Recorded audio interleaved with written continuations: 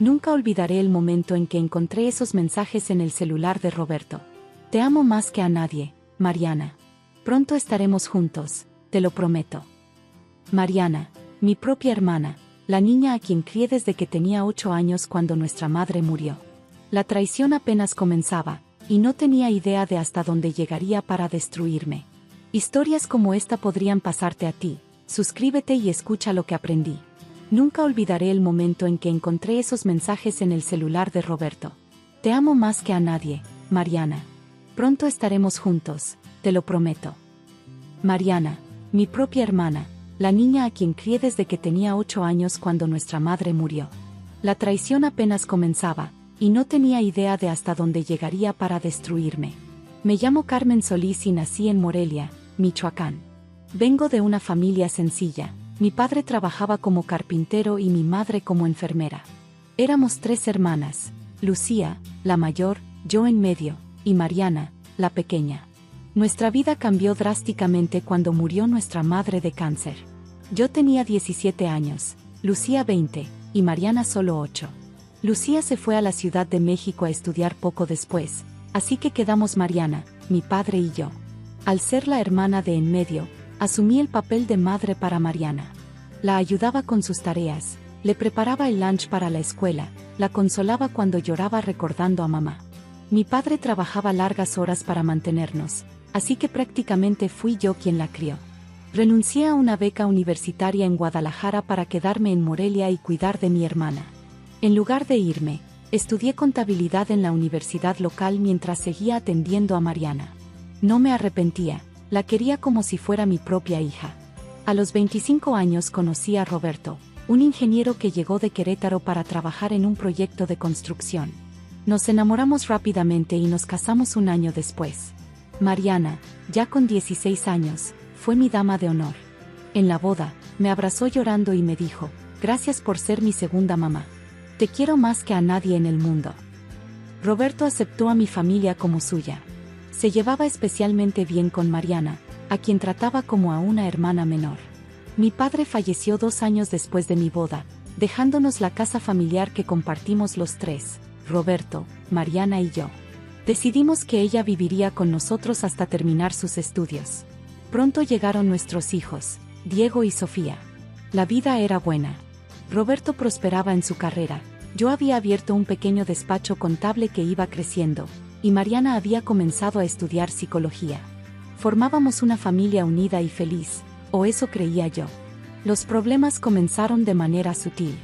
Roberto empezó a trabajar hasta tarde con más frecuencia. Mariana se ofrecía a cuidar a los niños mientras yo atendía a mis clientes.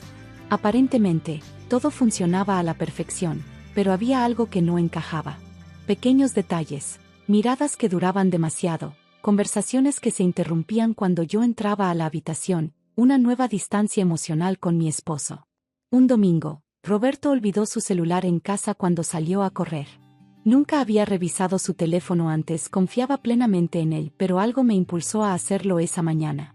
Lo que encontré me destrozó, meses de mensajes entre él y Mariana, fotos íntimas, planes para verse a escondidas, declaraciones de amor. La aventura llevaba casi un año. Habían aprovechado cada momento en que yo estaba ocupada con el trabajo o los niños para encontrarse, a veces incluso en nuestra propia casa. La traición me dejó sin aliento, como un golpe físico en el estómago. Cuando regresó Roberto, lo confronté. Tras negarlo inicialmente, finalmente confesó todo. No planeamos que esto pasara, se justificó. Simplemente, sucedió. Mariana es más joven, más libre, me recuerda a ti cuando nos conocimos. ¿Dónde está ella ahora?, pregunté, temblando de rabia y dolor. Le avisé que lo sabías. Fue a casa de una amiga. Le pedí que se fuera de la casa ese mismo día. Necesitaba espacio para pensar, para procesar la magnitud de esta doble traición. Roberto se marchó sin resistirse, quizás aliviado de que la verdad finalmente hubiera salido a la luz. Esa noche, mientras mis hijos dormían ajenos al dolor que desgarraba nuestra familia, Mariana me llamó. Carmen, por favor, déjame explicarte, comenzó. ¿Explicarme qué? ¿Cómo te has estado acostando con mi esposo? ¿Cómo has mirado a mis hijos a la cara mientras destrozabas su familia? Estamos enamorados. No quisimos lastimarte, pero no podemos controlar lo que sentimos. Su voz sonaba diferente, más dura de lo que recordaba. Roberto va a pedir el divorcio. Queremos estar juntos. Después de todo lo que he hecho por ti, así me lo pagas. No todo en la vida se trata de ti, Carmen. Siempre queriendo ser la perfecta, la sacrificada. ¿Nunca pensaste que quizás me asfixiabas con tanto amor? Sus palabras me dejaron helada. ¿Quién era esta persona? No reconocía a la niña que había criado en la mujer cruel que ahora me hablaba. Los meses siguientes fueron un infierno. Roberto inició los trámites de divorcio, exigiendo la mitad de todo, incluida la casa que había heredado de mi padre. Mariana se mudó con él a un departamento, abandonando sus estudios de psicología. Los veía ocasionalmente cuando Roberto venía a visitar a los niños, siempre esperándolo en el auto, como si no tuviera la valentía de mirarme a la cara. Pensé que nada podría ser peor que esta traición, pero estaba equivocada. La verdadera pesadilla comenzó cuando Roberto solicitó la custodia total de Diego y Sofía. Su argumento me dejó atónita. Según él, yo era emocionalmente inestable, adicta a los ansiolíticos que me habían recetado para sobrellevar la ansiedad tras descubrir su infidelidad, y potencialmente violenta. Presentó como testigo principal a Mariana, quien declaró ante el juez que me había visto maltratar a los niños en múltiples ocasiones. Mi hermana siempre ha tenido problemas para controlar su ira, testificó con una frialdad que me heló la sangre. Desde pequeña ha sido así. Ahora, con el estrés del divorcio, temo por la seguridad de mis sobrinos. Era una mentira tan grande, tan absurda, que pensé que nadie la creería. Pero Mariana era convincente. Sus estudios de psicología le daban un aire de autoridad cuando describía mi supuesto perfil psicológico inestable. Además, Roberto había contratado a uno de los mejores abogados de la ciudad, mientras yo apenas podía permitirme representación legal. El golpe definitivo vino cuando presentaron fotografías de moretones en los brazos de Diego.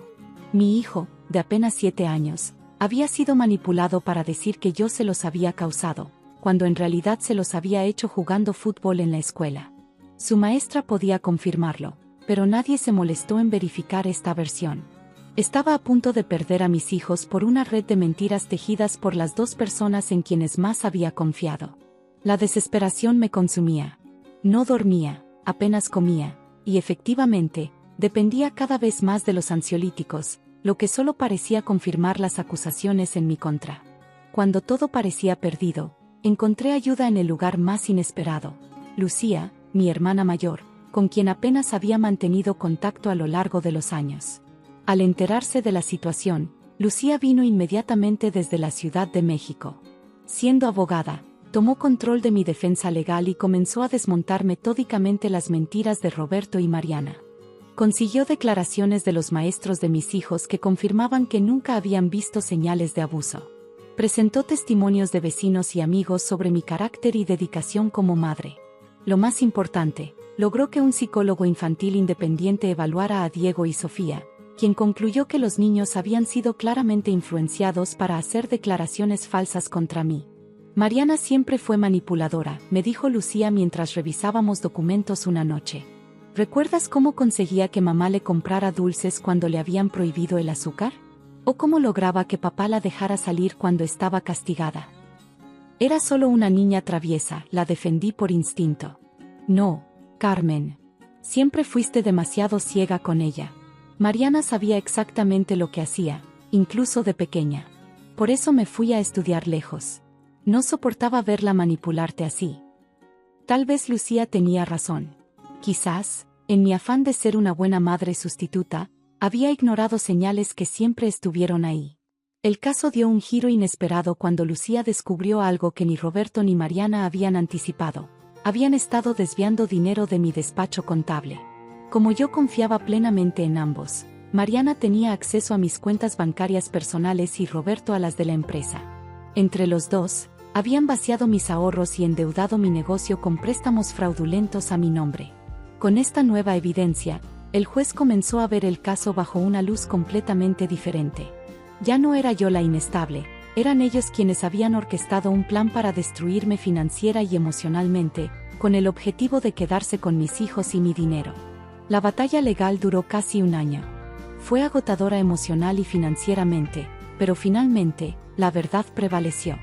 El juez me otorgó la custodia completa de los niños y ordenó a Roberto pagar manutención. También iniciamos acciones legales por el fraude financiero que habían cometido. Roberto y Mariana desaparecieron antes de que pudieran ser procesados por el fraude. Según rumores, se fueron a vivir a Cancún. A veces me pregunto si su relación sobrevivió, si valió la pena todo el daño que causaron. No por venganza, sino por una triste curiosidad sobre cómo las personas pueden justificar acciones tan crueles contra quienes les han amado. Reconstruir nuestras vidas después de semejante traición no ha sido fácil. Los niños quedaron profundamente afectados, especialmente Diego, que se siente culpable por haber testificado contra mí, aunque sabe que fue manipulado. Ambos extrañan a su padre, y sorprendentemente, también a Mariana, quien había sido como una segunda madre para ellos. Lucía se quedó en Morelia para ayudarme. Vendimos la casa familiar, demasiados recuerdos dolorosos, y compramos una más pequeña cerca del colegio de los niños. Poco a poco reconstruí mi despacho contable, aunque la confianza en mis clientes fue más difícil de recuperar que la financiera. Lo más complicado ha sido sanar las heridas emocionales. La traición de Mariana me hizo cuestionar todos mis recuerdos, todas mis relaciones. Si mi propia hermana, a quien dediqué mi vida, pudo hacerme algo así, ¿en quién podía confiar? 2 años después, recibí una carta de Mariana.